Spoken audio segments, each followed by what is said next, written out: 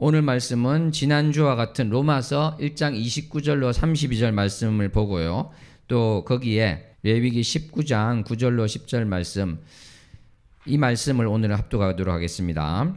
레위기 19장 9절로 10절 말씀 합독합니다. 너희가 너희의 땅에서 곡식을 거둘 때 너는 밭 모퉁이까지 다 거두지 말고 내 떨어진 이삭도 줍지 말며 내 포도원의 열매를 다 따지 말며 내 포도원에 떨어진 열매도 줍지 말고 가난한 사람과 거류민을 위하여 버려두라. 나는 너희의 하나님 여호와이니라. 아멘. 기도합니다. 하나님 아버지 감사합니다. 참으로 주님께서 우리가 의롭게 되기를 원하십니다. 온전한 자 되기를 원하십니다. 이웃을 사랑하기를 원하십니다. 주님의 그 깊은 뜻을 아는 자 되게 하시고 주님께 받은 사랑을 전하는 자로 살기를 소원합니다. 오늘 말씀 가운데서 주님께서 말씀하여 주시옵소서. 말씀 전하는 자나 듣는 자나 주님을 바라보고 살기 소원합니다. 예수님 이름으로 기도하옵나이다. 아멘. 사랑하는 성도 여러분, 우리는 지난 시간에 불의에 대해서 알아봤습니다. 의로운 것과 반대되는 불의에 대해서 쭉 알아봤는데 오늘은 그 두 번째 시간을 가지도록 하겠습니다. 이 부분이 너무나 또 중요한 측면이 있어서 그 부분에 대해서 말씀을 나누도록 하겠습니다. 사랑하는 성도 여러분, 여러분께서는 기독교가 다른 종교나 다른 사상, 다른 생각들, 철학과 같은 그런 것과 완전히 구분되는 부분에 집중을 해야 된다고 생각하십니까? 아니면 다른 종교나 다른 사상과 공통으로 중복되는 그러한 것에 집중해야 된다고 생각하십니까? 그 답은 너무나 당연하겠죠. 그렇지 않습니까? 기독교는 다른 종교라든지 철학, 사상 이런 것과는 구분되는 그 부분에 초점을 맞추고 또 그것을 강조하고 그것을 전해야 될 것입니다. 왜 그럴까요? 예를 들어서 철학에만 기독교가 너무 몰두하게 되면은 그것은 기독교가 아니라 철학이 될 수 있겠죠. 그렇지 않겠습니까? 사회 문제만 너무 몰두하면 기독교는 기독교가 아니라 사회운동 단체가 되어버릴 것입니다. 그렇다면 기독교가 어떤 철학이라든지 사상이라든지 이데올로기라든지 또는 다른 종교와 구별되는 것이 있다면 어떤 것이라고 할 수 있겠습니까? 그것은 바로 우리 주 예수 그리스도의 십자가 은혜다, 이렇게 말할 수 있을 것입니다. 이것이 바로 성경 전체의 요체라고도 할 수 있을 것입니다. 또 우리 교회 이름이 십자가 은혜 교회 아닙니까? 저는 정말 이 십자가 은혜라는 것이 성경에서 사실은 말하고 있는 핵심이다, 이렇게 생각을 하고 있습니다. 사실 유대교에서도 구약을 다 보고 있지만 십자가 은혜, 예수 그리스도를 모르기 때문에 그들은 하나님을 이야기하면서 여호와를 이야기하면서도 사실은 잘못된 이야기를 하고 있는 것이죠. 어떻게 보면은 좀 더 극단적으로 말한다면 다른 신을 섬기고 있는 거랑 마찬가지다, 이렇게 할 수 있죠. 왜 그렇습니까? 신이라는 것, 하나님이라는 것에 대해서 우리가 이야기한다면 바로 삼위일체 하나님을 이야기하지 않습니까? 그런데 유대인들은 삼위일체를 모르는 것입니다. 예수님께서 하나님의 한 위이신 것, 그러니까 성삼위일체 한 위이신 하나님이시라는 것을 모르고 있기 때문에 비슷한 것 같아도 차이가 나는 것이죠. 그렇기 때문에 더더욱 이 십자가의 은혜라는 것은 너무나도 우리가 양보할 수 있는 핵심적이고 가장 중요한 것이다, 이렇게 할 수 있습니다. 그래서 우리 교회가 창립되자마자 사실은 시리즈 설교했던 것은 십자가 은혜에 관한 설교였습니다. 지금도 유튜브에 들어가면 그것을 들을 수 있고요. 저는 성도 여러분들께 꾸준히 이 설교에 대해서 들으시기를 권면합니다. 이것은 너무나 중요한 주제이기 때문에요. 오늘부터 우리는 성도 양육 과정에서 이 십자가 은혜에 대해서 나누도록 하겠습니다. 이 설교 시간에 다 할 수 없는 그런 자세한 이야기들을 통해서 우리 십자가 은혜교회 성도 한 분 한 분이 이 십자가의 은혜가 완전히 내 것이 되어서 그 누구를 만나더라도 이 십자가의 은혜의 그 깊고 깊은 것을 전할 수 있는 한 명 한 명이 되기를 소원합니다. 사랑하는 성도 여러분, 이렇게 우리는 십자가 은혜가 중요한 것을 지금 말씀을 드렸는데요. 우리 기독교는 다른 종교, 철학, 사상과 구분되는 것을 이야기해야 된다고 말씀을 드렸습니다. 그런데 또 다른 각도에서 보면은 그러면 기독교는 이 크리스찬들은 다른 종교, 다른 사상, 철학 등에서 말하는 것이 겹치는 부분이 있으면 그것은 중요하지 않은 것으로 여겨야 될까요? 차이 나는 것만을 이야기하고 겹치는 것은 어차피 저쪽에서도 이야기를 하니까 안 해도 된다 이렇게 생각할 수 있을까요?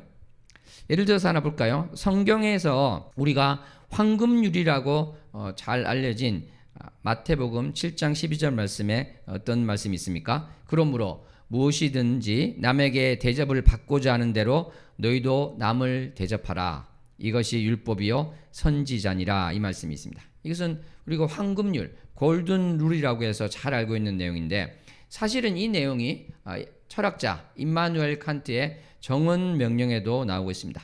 타 종교에서도 이와 비슷한 이야기를 하고 있습니다. 그런데 어떤 철학자가 이야기하고 타 종교에서 이야기한다고 해서 이 마태복음 7장 12절 황금 룰에 대해서 우리가 가볍게 여기거나 이것은 다른 데서도 이야기하니까 굳이 말하지 않아도 되겠다. 그렇게 할 수는 없는 게 되겠죠. 그렇지 않겠습니까? 또 이런 것이 있지 않겠습니까? 다른 종교나 철학이나 사상에서 이웃을 사랑하라는 그와 관련된 말을 했다고 해서 우리 기독교가 다른 곳에서도 이웃 사랑을 이야기하니까 우리는 그것을 굳이 말하지 않아도 되고 십자가 은혜만 이야기하면 된다. 이렇게 말하는 사람은 아무도 없을 것입니다. 그러겠죠? 그런데 왜 그것이 그렇게 되겠습니까? 우리가 십자가의 은혜를 알게 된다면은 바로 그것이 이웃사랑으로 나타나는 것이고 이웃사랑에 있어서 사실은 가장 근본적으로 가장 온전히 할 수 있는 사람들은 바로 기독교인이 됩니다. 크리스찬들이 됩니다. 그렇기 때문에 우리는 십자가의 은혜가 가장 구별되는 것인데 그렇다고 해서 겹치는 부분, 이웃사랑에 대해서 우리가 소홀히 한다거나 그것을 강조하지 않는다거나 그럴 필요가 전혀 없는 것이죠. 왜 그렇습니까? 말씀드린 것처럼 우리가 그것을 가장 잘할 수 있고 그것이 바로 하나님을 사랑하는 자의 자세, 구원받은 자의 자세, 십자가의 은혜를 온전히 아는 자의 자연스러운 자발적인 자세가 되기 때문에 그러한 것입니다. 그래서 이것을 오해하면은 어떤 문제가 발생하게 될까요? 정말 기독교를 온전한 전체로서 알고 생각하고 말하고 전하는 것이 아니라 어떤 앙상한 뼈와 같은 그런 것만 전할 수 있는 그런 문제가 있습니다. 우리 사람을 보면은 우리가 온전한 전체로서 모든 것이 다 중요한 것인데 그 뼈만 계속해서 이야기하는 그런 것과 같을 수 있겠죠. 뼈가 얼마나 중요합니까? 우리 몸에 뼈가 없으면 이렇게 서 있을 수가 없겠죠. 그죠? 앉아 있을 수가 없을 것입니다. 너무나 중요한 근간이 되는 것입니다만 이 살이 있는 것이고 피부도 있는 것이죠. 이러한 것들이 우리는 같이 이야기되어야 되고 같이 이해되어야 된다. 왜냐하면 그것이 따로 움직이는 것이 아니라 결국은 그것이 통해 있는 것이고 그것이 연결되어 있기 때문에 그러한 것이 되겠습니다. 사랑하는 성도 여러분, 이 부분을 제가 이렇게 강조해서 말씀드리는 것은 우리가 많은 경우에 오해를 할 수 있는 그러한 부분들이 있기 때문에 그런 것이죠.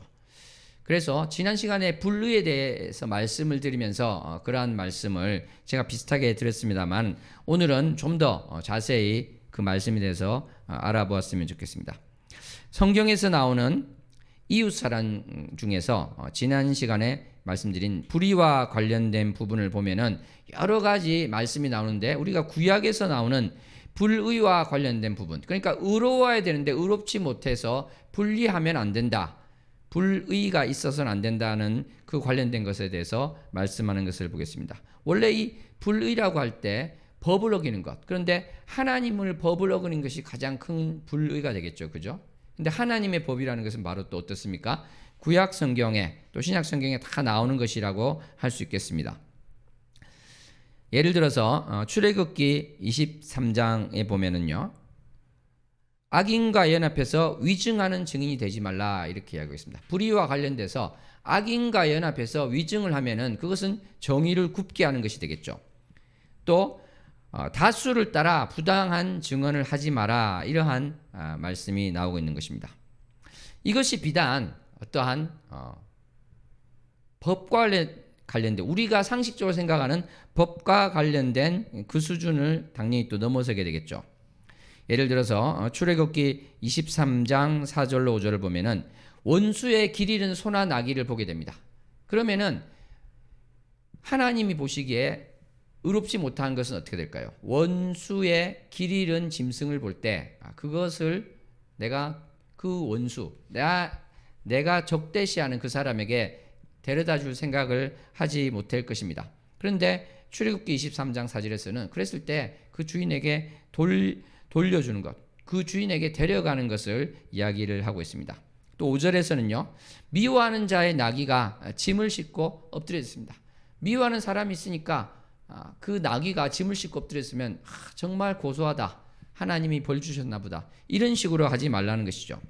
뭐라고 되어 있습니까? 그것을 버려두지 말고 그것을 도와 그 짐을 부릴지니라. 일으켜주고 도와주라는 것이죠. 이것이 바로 하나님께서 말씀하시는 의로운 것이 되는 것이고 이러한 하나님 법을 어긴다는 것은 바로 불법이 되는 것이고 불의가 되는 것이다. 이렇게 말씀드릴 수 있겠습니다. 그런데 출애굽기 22장 같은 경우에 보면은 하나님께서 이 말씀하시는 불법, 불의에 대한 것이 아주 자세히 나와서 어떻게 보면은 요즘에 법조문을 보는 것과 같은 그러한 것도 보게 됩니다. 그래서 오늘은 이러한 말씀들을 한번 쭉 살펴보면서 하나님께서 왜 이렇게 많은 양을 들여서 이러한 말씀을 하셨을까? 이러한 말씀과 관련해서 오늘날 우리가 살아갈 때 그리스도인으로서 살아간다는 것은 또 어떤 자세로 살아가야 되는 것일까? 로마서 1장 29절에서 말하는 불의한 그 죄와 나는 또 어떠한 관계가 있는 것일까? 이러한 생각을 해보았으면 좋겠습니다. 자, 출애굽기 22장을 제가 하나하나 보면서 말씀을 드리도록 하겠습니다. 도둑질하여 잡거나 팔면, 그러니까 도둑질을, 짐승을 도둑질했습니다. 그래서 그것을 잡는 것, 죽이거나 팔아버리면 이제 도둑질한 게 없죠. 그랬을 때는 소를 5배, 양을 4배로 해서 갚으라 이렇게 말씀을 하십니다. 왜 그럴까요? 그냥 똑같은 것만 주게 되면은 이 사람들 마음 가운데 불리함이 싹트게 되겠죠. 내가 필요할 때 짐승을 훔쳐서 쓰다가 먹을 거는 먹고 또는 팔아서 돈을 벌다가 걸리면 그냥 갚아주면 되지 뭐. 그런데 그런 식으로 하지 말고 그것이 너에게 참으로 큰 손해가 될 것이다. 이것을 알려주시기 위해서 소는 5배, 양은 4배를 갚아라 이렇게 이야기를 하고 있는 것이죠. 그런데 하나님께서는 우리를 얼마나 불쌍히 여기시냐면요. 우리 인간을 말입니다.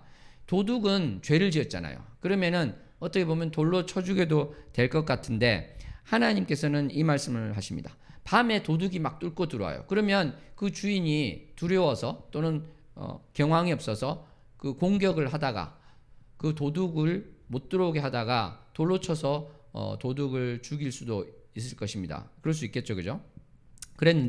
그랬을 때 피 흘린 죄가 없다고 합니다. 그런데 해가 돋은 후에는 피 흘린 죄가 있다 이렇게 이야기합니다. 그러니까 이 도둑이 들어올 때 항상 저 도둑은 나쁘니까 내가 항상 죽일 수 있는 거야 이런 식으로 생각하지 말라고 하시는 것이죠. 도둑에 대해서 계속 이야기가 나오는데요. 도둑은 그 자기 죄에 대해서 책임을 져야 되기 때문에 하나님께서는 공의로우시기 때문에 자기 책임을 항상 질 것을 이야기하고 있습니다. 그래서 배상할 것이 없으면 그 몸을 팔아서, 그러니까 자기가 종이 되어서 배상을 해야 된다 이렇게 이야기를 하고 있습니다. 또 도둑질한 것이 살아있는 경우에는 또 2배를 갚으라 이렇게 이야기하고 있죠. 그리고 도둑이 아니더라도요, 남에게 피해를 줬을 때, 예를 들어서 내 짐승이 있습니다. 그런데 다른 사람 밭에 가서 그걸 다 뜯어 먹어버렸어요. 그렇게 했을 때는 너가 가지고 있는 그 짐승의 주인인 밭과 포도원에 가장 좋은 것으로 배상해라 이러한 말씀을 하고 있는 것입니다. 그리고 어떤 그 물건이 있는데 그것이 없어졌습니다. 그래서 그 물건을 누구에게 맡겼는데 그 맡긴 집에 있던 그 물건이 없어졌단 말이에요. 그랬을 때는 바로 그러니까 그 물건을 맡은 사람, 그 집주인이 엘로힘, 이것이 이제 재판장이라고도 번역이 되고 하나님이라고도 번역이 되는데요. 재판장 앞에서 조사를 하라 이렇게 이야기합니다. 왜냐하면 물건을 맡았는데 나쁜 마음을 먹고 자기가 그것을 꿀꺽 한 다음에 도둑 맞았어, 이렇게 거짓말을 할 수도 있기 때문에 재판장이 조사를 해야 된다, 이 이야기를 하고 있는 것입니다. 그리고 어떠한 물건이 있는데요, 그것을 내가 저것이 잃어버린 물건이야, 이렇게 두 사람이 싸우고 있으면 이것도 재판장 앞에서 판결을 받고 그것을 배상을 하는데 갑절을 배상하라. 왜냐하면 그것은 결국은 죄 있는 자가 갑절을 배상하는데 훔쳐간 것이 되거나 또는 무고를 해서 그렇게 될 수가 있겠죠. 이러한 것들이 지금 출애굽기에 보면 아주 자세하게 이렇게 나오고 있죠. 그래서 어떤 짐승을 맡았는데 상하거나 끌려갔는데 본 사람이 없으면 바로 나는 이것을 어떻게 내가 처리한 것이 아닙니다. 그러면은 그것을 여호와께 맹세하고 또 맡긴 사람은 그것을 그대로 믿으라고 합니다. 그랬을 경우에 배상을 하지 않아도 된다, 이렇게 이야기하고 있는 것입니다.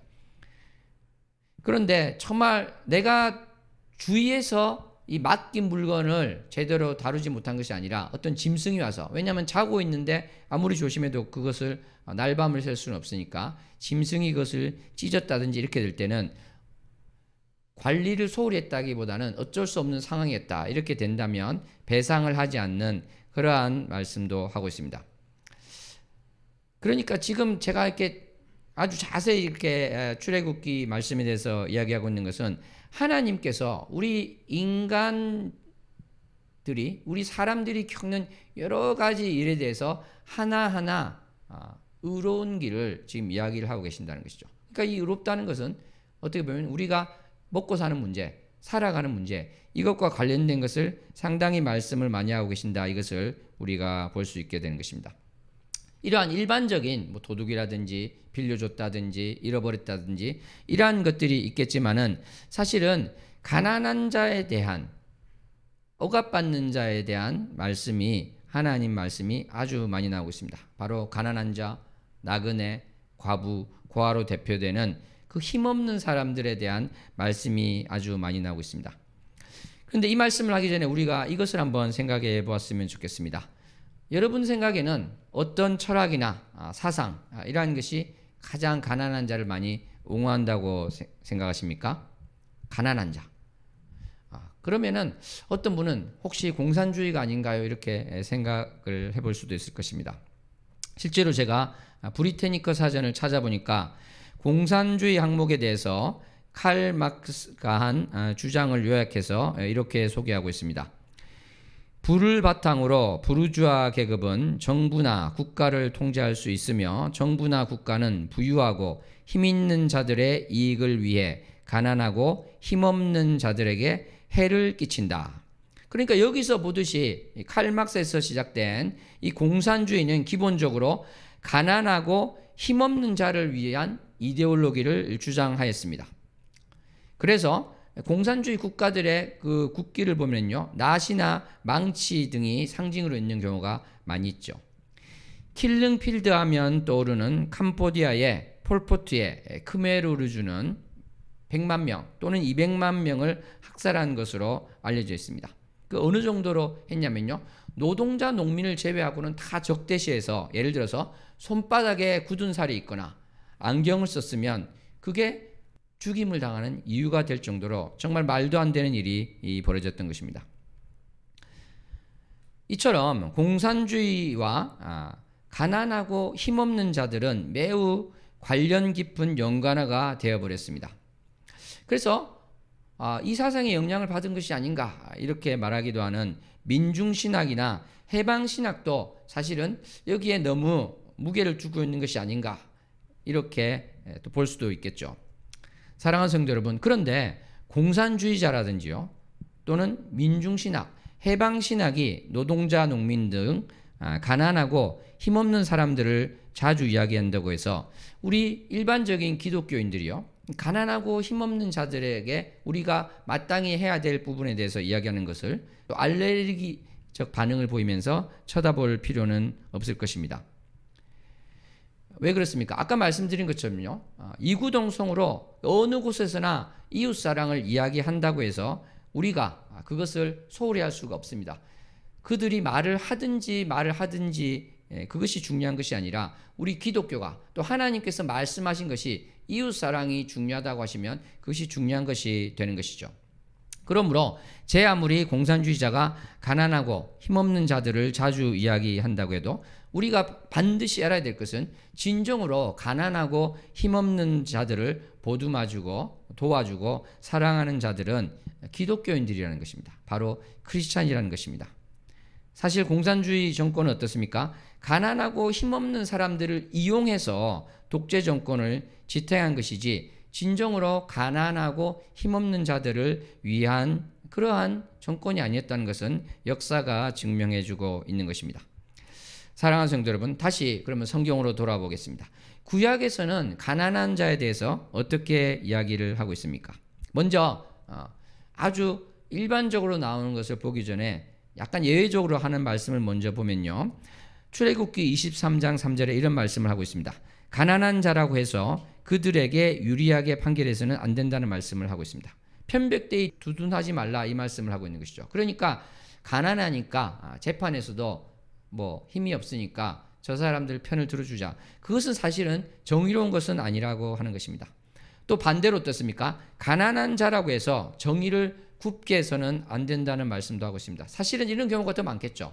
힘 없는 자들에게 그 재판이 불리하게 될 것이 사실은 훨씬 많을 것입니다. 그래서 좌우로 치우치지 말고 정확하게 판단하되 실제로 가난한 자를 사랑하지 못하고 그들을 내버려 두는 경우가 너무나 많기 때문에 그러한 자들을 긍휼하게 여기시는 하나님의 사랑, 하나님이 돌보시는 그 말씀이 많이 나오고 있습니다. 예를 들어서 출애굽기 22장 25절에 보면요. 내 백성 중에 이스라엘 백성 중에 가난한 자에게 돈을 꾸어주면 너는 채권자같이 하지 마라 이렇게 이야기하고 있습니다. 이자를 받지 말라고 하고 있는 것입니다. 하나님 말씀 가운데 오죽했으면 돈을 빌리겠니? 이자를 받지 말고 빌려줘라 이 말씀을 하고 계시는 것이죠. 출애굽기 22장 26절로 27절을 보면은 이웃의 옷을 전당 잡거든 해지기 전에 그것을 돌려보내라고 말씀하고 있습니다. 사실 저당 잡은 것은 그 돈을 주기 전에는 당연히 돌려줘서는 안 되는 것이죠. 그죠? 돈을 가지고 와야지 다시 돌려주는 것입니다. 그런데 하나님께서는 그러한 것이 중요한 것이 아니라 바로 그 전당 잡힌 옷이 그 가난한 사람의 유일한 옷인데 다 벗고 무엇을 입고 자겠느냐. 그러니까 해가 지기 전에 돌려보내라 이렇게 말씀하고 계신 것입니다.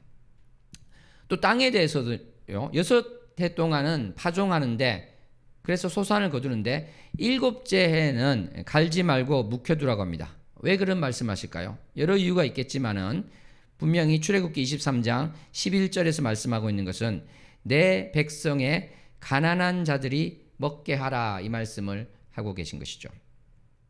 또 어떻게 보면은 지금 우리나라에서는 외국인 노동자에 해당한다고 할 수 있는 나그네에 대해서 그러니까 이방인들 외국 사람에 대해서 성경은 오늘 본문 우리가 봉독한 말씀을 하고 있습니다. 한 번 더 오늘 본문 말씀을 봉독해 보겠습니다.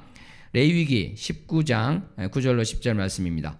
너희가 너희의 땅에서 곡식을 거둘 때 너는 반 모퉁이까지 다 거두지 말고 내 떨어진 이삭도 줍지 말며 내 포도원의 열매를 다 따지 말며 내 포도원에 떨어진 열매도 줍지 말고 가난한 사람과 거류민을 위하여 버려두라. 나는 너희의 하나님 여호와이니라.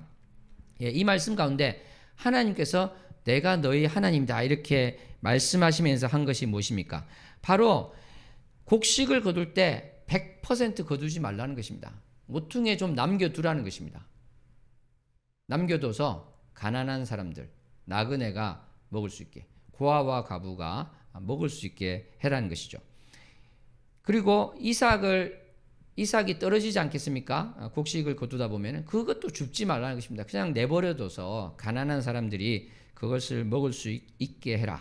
그렇게 이야기를 하시는 것이죠. 포도원 열매도 마찬가지입니다. 이러한 말씀을 레위기에서도 똑같이 하고 있습니다. 레위기 23장 22절에서도 똑같이 하고 있는 것이죠. 아까 말씀드린 그 나그네와 관련해서도 출애굽기 22장 21절에 보면은 이방 나그네를 압제하지 말며 그들을 학대하지 말라 이렇게 이야기를 하고 있습니다. 너희가 애굽 땅에서 나그네가 아니었느냐, 이 이야기를 하고 있는 것이죠. 출애굽기 23장 9절에서도 똑같은 말씀을 하고 있습니다. 레위기 19장에서도 그런 말씀을 계속하고 있습니다. 이방 나그네를 압제하지 말고 그들을 학대하지 말라. 이것이 바로 하나님이 말씀하시는 의로우신 것이고요. 이것을 안 하는 것이 무엇이겠습니까? 불의가 되는 것이고 불법이 되는 것이죠. 사랑하는 성도 여러분, 제가 아는 어떤 그분이 SBS 기자였는데 그분에게 이런 이야기를 들었습니다. 자기가 동남아시아 한 국가를 갔는데, 저는 이제 베트남으로 기억하고 있습니다만 거기서 한국어를 가르치는 교재가 있었다고 합니다. 그러니까 공장도 짓고, 그러니까 많은 베트남 사람들이 와서 일을 하니까 한국말을 배워야 되고, 그래서 교재가 있었다는 것이죠. 그런데 그 첫 페이지 첫 문장이 너무나 충격적이었다고 합니다. 그러니까 베트남 사람들이 배우는 한국어 교재 첫 페이지에 첫 문장이 때리지 마세요였다고 합니다. 때리지 마세요. 그러니까 저도 그 말을 듣는 순간 정말 무엇으로 얻어맞은 것 같았습니다. 정말 우리나라 사람들이 부지런하고 악착같이 돈을 벌고 열심히 하는 것은 알겠는데, 자기보다 못한 사람들에 대해서 이렇게 대하는 태도, 이것이 오죽했으면 교재에 때리지 마세요가 있겠습니까?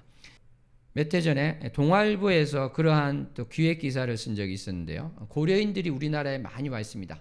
그래서 고려인들의 자녀들이 다니는 학교가 있거든요. 거기서 한국어도 배우고 그렇게 하는데, 거기 있던 어떤 한 학생이 나는 한국 학교로 전학 가겠다고 했답니다. 주변에서는 그러지 말라고 말렸는데 자기는 이제 고학년이었는데 초등학교 가겠다고 했어요. 왜냐하면 나 이제 한국말도 너무 잘하니까 가서 한국 친구들도 사귀고 재미있게 그러고 싶다 하고 고집을 피워서 결국은 한국 학생들이 다니는 한국 학교로 전학을 갔습니다.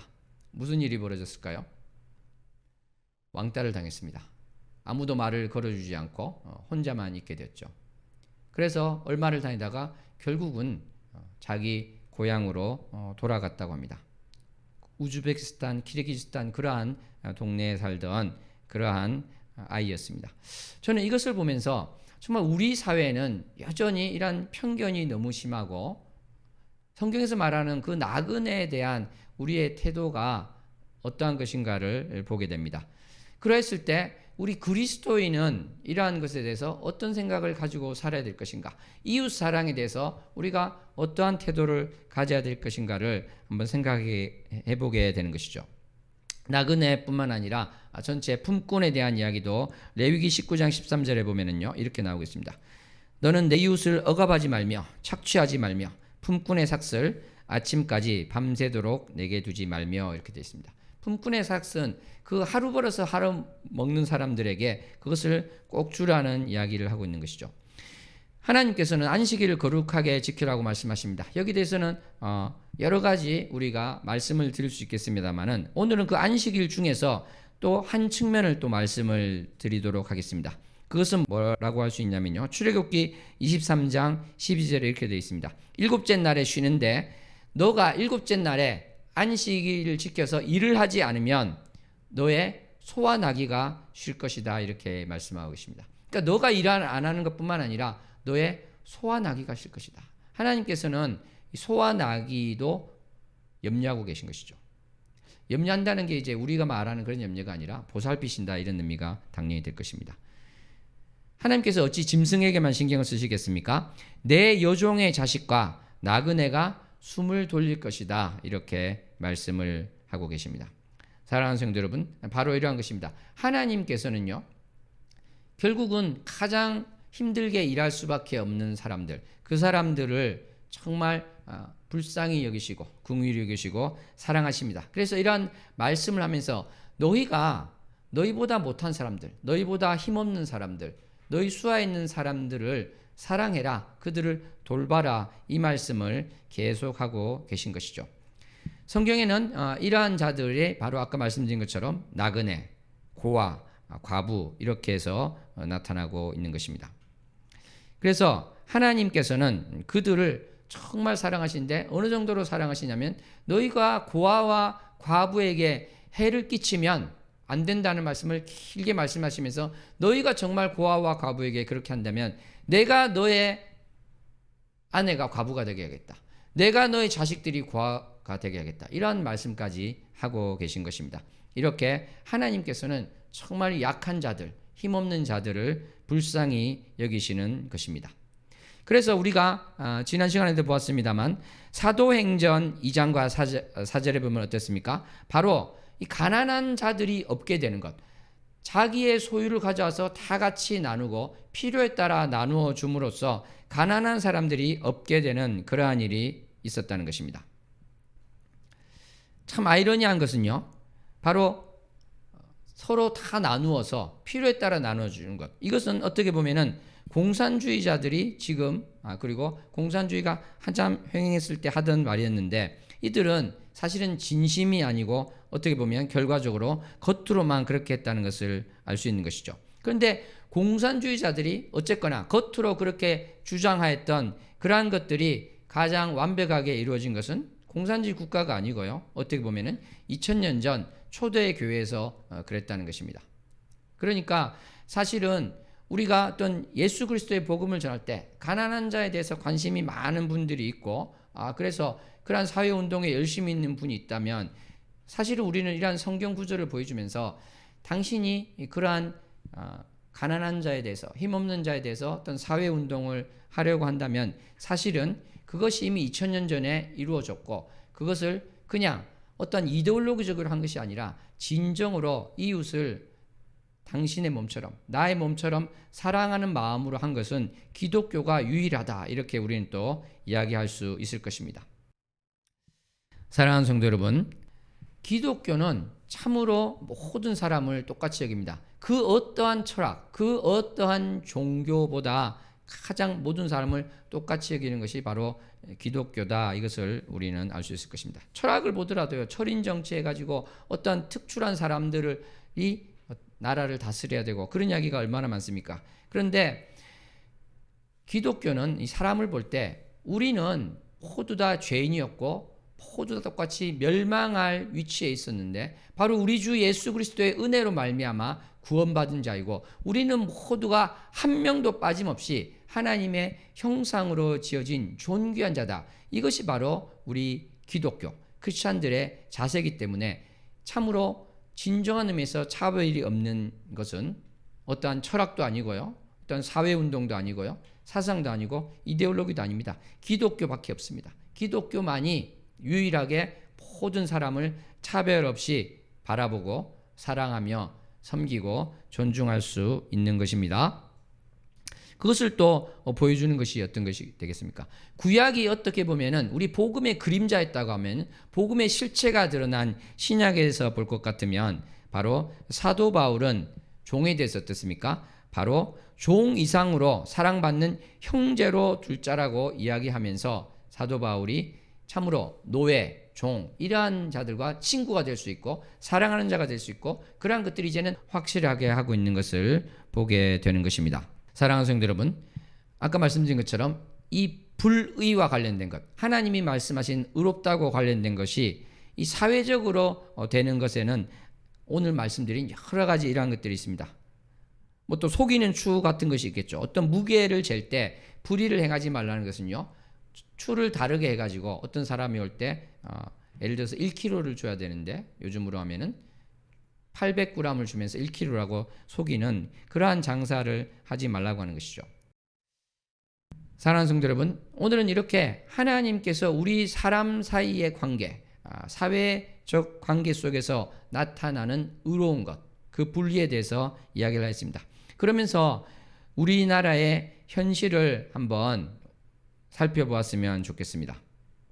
이것은 우리 그리스도인이 사실은 이웃사랑에 대해서 가져야 할 지경이 어떠한 것인가를 생각하기 위해서 제가 이 주제를 지금 나누는 것입니다. 우리가 보통 이웃사랑이라고 하면 내가 알고 있는 이웃, 그렇죠? 나의 가장 가까운 가족을 비롯해서 친지, 내가 알고 있는 직장 동료, 내가 거주하고 있는 곳의 이웃 사람들, 이렇게 생각할 수 있습니다만 하나님께서 말씀하시는 이웃이 어찌 거기에만 한정이 되겠습니까? 우리나라가 있고요, 전 세계가 있을 것입니다. 그렇다면 그들이 고통받고 있고 그들이 힘들어하고 있다면 하나님께서 말씀하신 이웃사랑의 그 지경이 어디까지 넓어져야 되는가? 내가 생각하는 것이, 내가 말하는 것이, 나의 태도가 어디까지 가는 것이 하나님께서 기뻐하실까? 이것을 우리는 생각을 해 보았으면 좋겠습니다. 많은 사람들이 알고 있는 우리나라의 비극적인 일이 있었는데요. 송파 새 모녀 자살 사건이 있었습니다. 수원 새 모녀 자살 사건이 또 있었습니다. 이거를 보면서 정말 우리나라의 이러한 자살이 어떤 사람들의 생각, 이것도 문제가 있겠지만 사실 먹고 살기가 너무 힘들게 되면서 그러한 것들이 벌어지는 것을 보게 되는 것이죠. OECD 국가 중에서 18년 동안 19년이 되겠군요. 자살률 1위 국가라는 오명을 안고 있는 나라, 바로 우리나라가 되겠습니다. 하루에 36명 이상이 자살하고 있습니다. 자살 유족은 한 해에 8만 명이 되고 있다고 합니다. 자살 시도자가 13만 명이라고 합니다. 소도시 하나가 되는 것이 되겠죠. 오늘 제가 주보에 인쇄를 하나 해놨습니다. 그 OECD 국가별로 자살률 이런 것을 봤는데 이 그래프를 보시면 우리나라가 압도적인 1위를 하고 있다는 것을 볼 수가 있습니다. 그러니까 예를 들어서 3등에서, 그러니까 자살률이 높은 국가 3등에서 20등까지 18개국을 보면은 그 3등에서 20등까지 10만 명당 자살하는 숫자가 6명 정도밖에 차이가 나지 않습니다. 6.1명이 차이가 나고 있습니다. 그러니까 제가 한번 좀 시간이 걸리더라도 한번 읽어볼까요? 이 숫자 차이를 잘 보십시오. 덴마크 9.6, 독일 9.7, 0.1 차이죠. 이런 식으로 0.1, 0.2, 많아야 0.5밖에 차이가 안 납니다.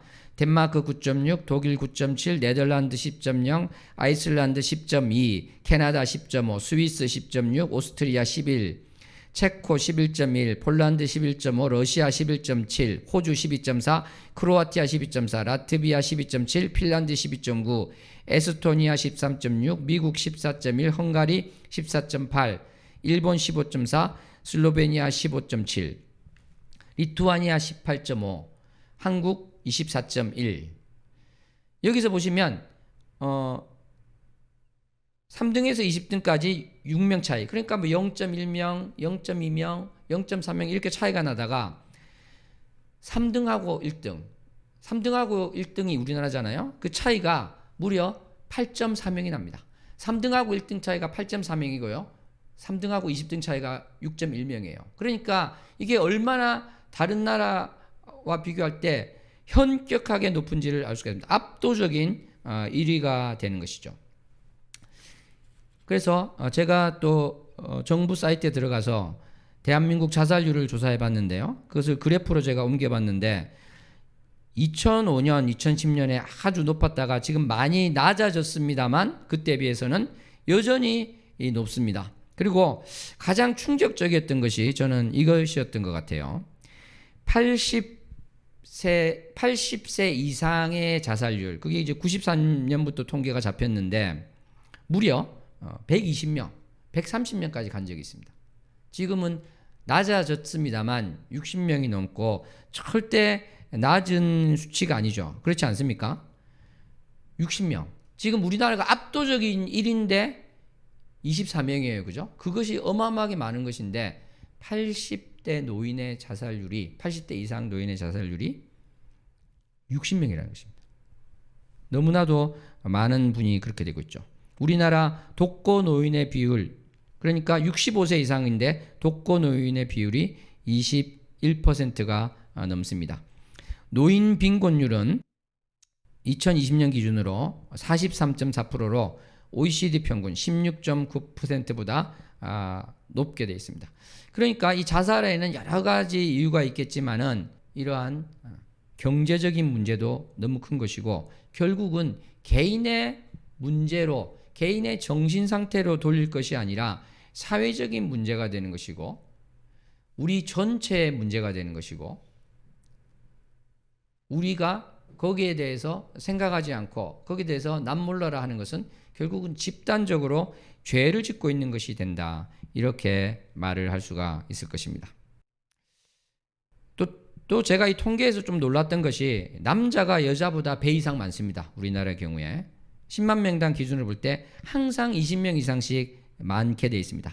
그러니까 남자가 누구일까요? 20대 이상으로 쭉 30대부터 보면 한 집의 가장이죠. 그러니까 가장의 어깨에 놓여진 그 짐의 무게가 너무나 큰 것이다. 저는 그렇게 느껴지게 되었습니다. 청소년도 94년도에 3.9명이었는데요. 2022년에 7.2명이 됐습니다. 2배가 됐습니다. 10대 이 청소년의 자살률이 이렇게 높다는 것이 너무나 충격적이 아닐 수가 없습니다. 20대 때도 계속 증가해 와서요. 지금은 20명이 넘는 숫자가 되었습니다. 20대가 그렇다는 것입니다. 정말 즐거운 청년 시절, 미래의 꿈을 꾸어야 될 이 청년들이 지금 청년들만 따져도 이 수치가 어마어마하다는 것이죠. 청년들만 따져도 이것이 다른 나라의 평균을 압도하는 이러한 수라는 것. 그래서 이것은 우리나라가 정말 세계에서 어떤 한류 문화가 흘러가고 세계에서 경제적으로도 큰 대국이고 10위권에 드는 경제 대국인데 자살률이 이렇게 압도적 1위라는 것은 지금 우리 사회가 뭔가가 문제가 있다는 것을 말을 하고 있는 것이죠. 지난번에 또 출산율에 대해서도 말씀드렸습니다만 이게 지금 정상이 아닌 것이 너무 심각하다. 이것을 우리가 볼 수 있습니다. 제가 아까 사회경제적인 이유로 자살하는 그것이 클 수 있다고 본 근거가 또 하나 있는 것이요. 영어로 이런 것이 있습니다. Public Spending on Incapacity라는 항목인데 이것은 무능력에 대한 공공지출로 번역이 되기도 하고 우리 또 공공기관에서는 노동능력 상실 및 장애에 대한 공공지출이라고 번역되는 말입니다. 그러니까 무슨 말이냐면 예를 들어서 갑자기 내가 장애인이 될 수 있지 않습니까? 교통사고가 나서 또는 내가 직장을 다닐 수가 없게 되는 문제가 발생할 수 있습니다. 여러 가지 질병이 있을 수도 있고요. 그러한 여러 가지 문제에 있어서 노동 능력을 상실하고 장애를 겪게 되는 그러한 일이 있을 때 또는 환경적인 문제로 또 그러한 것이 될 때 이 사회에서 그들을 도와주는 것이 있는데요. 그것이 OECD 국가 같은 경우에는 평균적으로 2%, GDP의 2%를 지급하고 있습니다. 그런데 아까 우리나라가 압도적인 1위였는데 이러한 공공지출, 이러한 무능력자, 노동능력을 상실하고 장애가 된 또는 장애인 이런 분들에게 사회가 지불하는 그 비용이 한국은 0.8%로 압도적인 꼴찌에 가깝습니다. 뒤에서 7등인 것이죠. 33등입니다. 그 표에 나온 것만 보면 33등이고 평균 2.0의 반도 안 되고 있다는 것이죠. 그러니까 지금 무슨 말씀을 드리냐면 힘없고 가난한 자들, 약자들에 대해서 어떻게 보면 너 알아서 해 이런 식으로 지금 되어 있다는 것이죠. 사실 이것은 우리 사회가 대가족 제도가 되면서 대가족 내에서 해결하던 것이 이제는 핵가족이 되고 더 이상 그것이 안 되는 상황이 되었는데 이러한 부분들을 사회적으로 바치지 못하게 됨으로써 큰 사각지대가 생기게 되었고 이것이 또 자살률과도 상관이 있는 것이 되었다 이렇게 할 수 있습니다. 그런데 이것은 사회적으로 어떠한 경제적인 문제뿐만 아니라 많은 사람들의 인식에도 큰 문제가 있다 저는 이러한 생각을 듭니다. 여러분 그런 이야기 많이 들어보셨죠? 장애인을 둔 부모가 있습니다. 그런데 그들이 다니는 특수학교가 있는데 어떤 지역에 좋은 시설로 해서 새로 지으려고 하니까 어떤 일이 벌어질까요?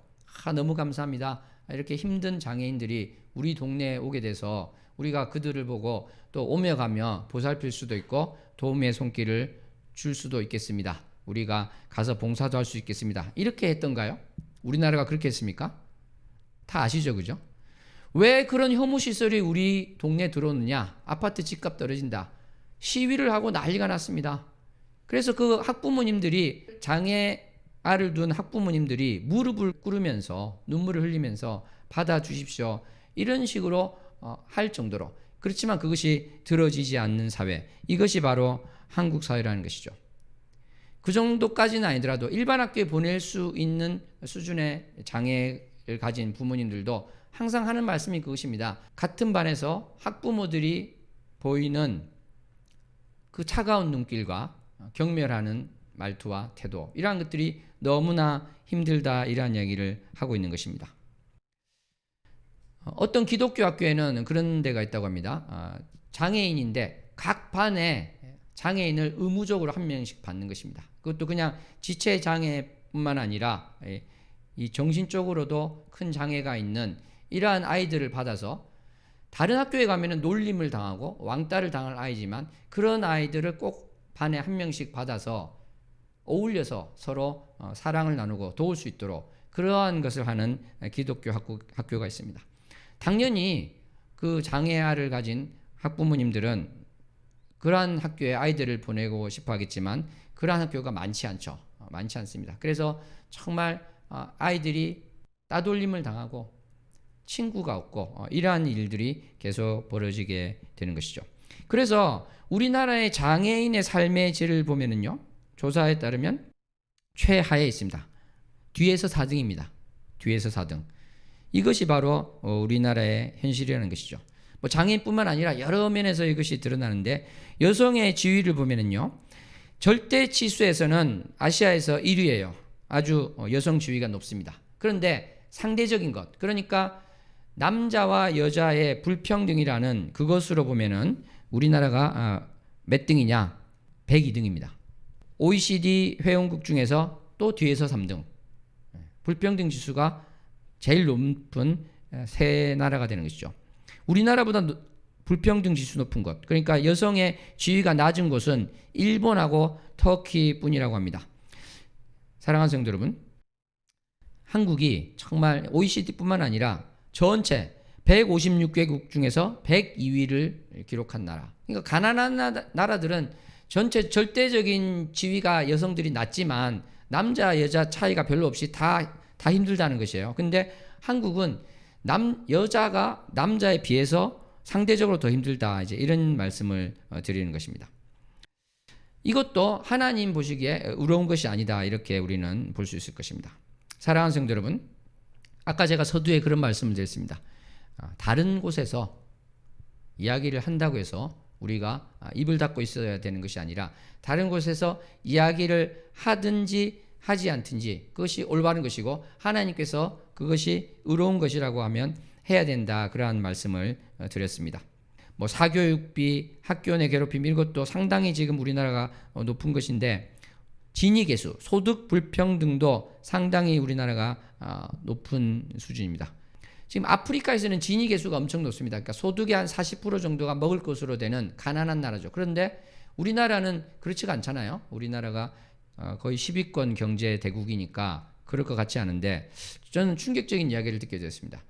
그런데 우리나라에서 한 1,000만 명 정도는 아프리카 그런 국민과 똑같다는 것입니다. 우리나라 하위 1,000만 명은 진위계수라는 것, 그것이 아프리카 국민하고 똑같은 수준이다, 이렇게 말하는 것을 보고 저도 정말 이것이 양극화가 너무 심각한 수준이 되었구나, 이것을 알 수 있게 되었습니다. 사랑하는 성도 여러분, 우리는 로마서 1장 29절에 나오는 불의를 이야기하면서 오늘 두 번째 시간을 가지면서 여러 가지 많은 이야기를 하였습니다. 자살률에 대한 이야기도 하고요, 여성 문제도 이야기하고 나그네, 힘없는 사람, 가난한 사람, 많은 이야기를 하였습니다. 그런데 우리가 결론을 낼 것은 무엇이 되겠습니까?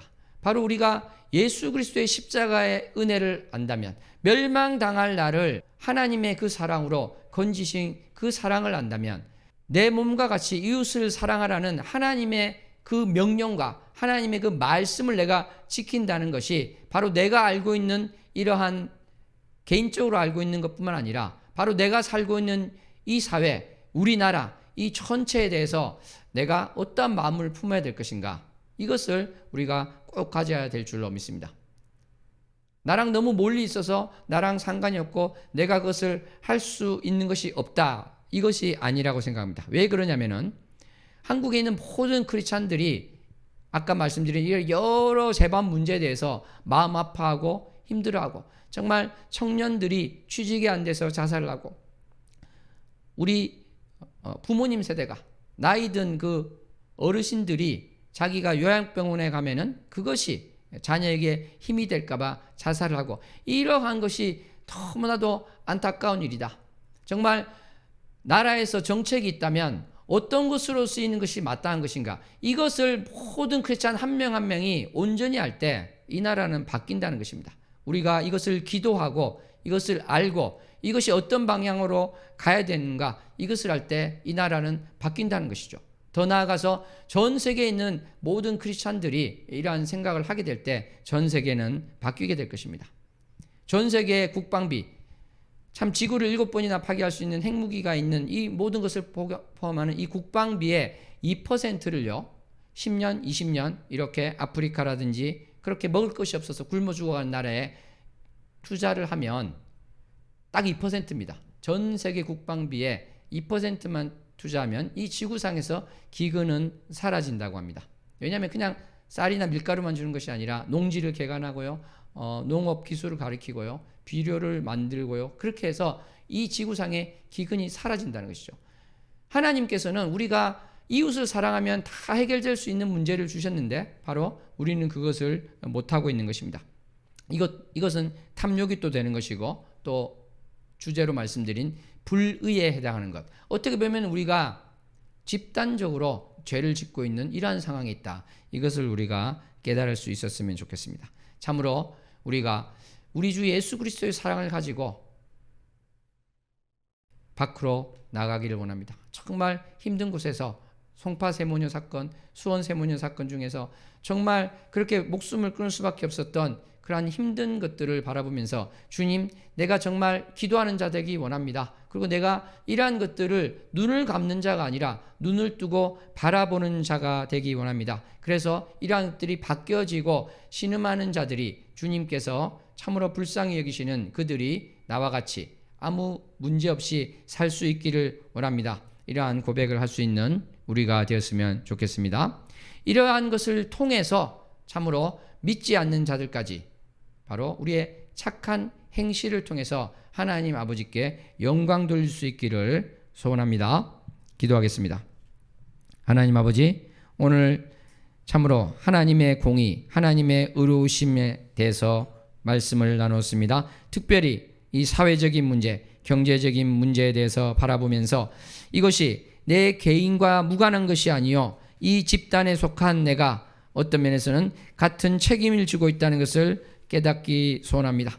주님께서 원하시는 바를 위해서 나가는 자 되게 하시고, 또 내가 그렇게 행하지 못할 때 그러한 것을 행하는 자들이 있다면 배울 수 있는 자가 되게 하여 주시고 존중할 수 있는 자가 되게 하여 주셔서 참으로 우리 주 예수 그리스도의 그 은혜와 사랑이 편만이 이 땅에 펼쳐질 수 있도록 우리를 써 주시옵소서. 예수님 이름으로 기도하옵나이다. 아멘.